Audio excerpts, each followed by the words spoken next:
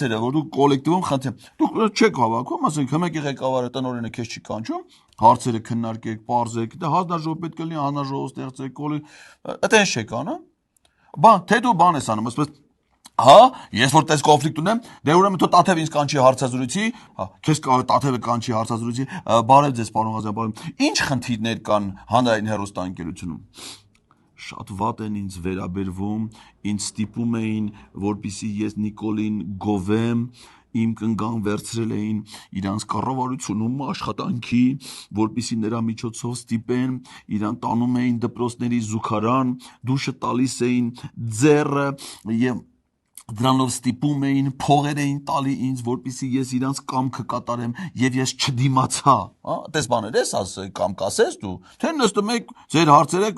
եկեղեցում ինչի պիտի ներքին հարցերը չքննարկեն, այլ մի հատ Տեր Հարամին բերես դուստե անես հարցազրույցի։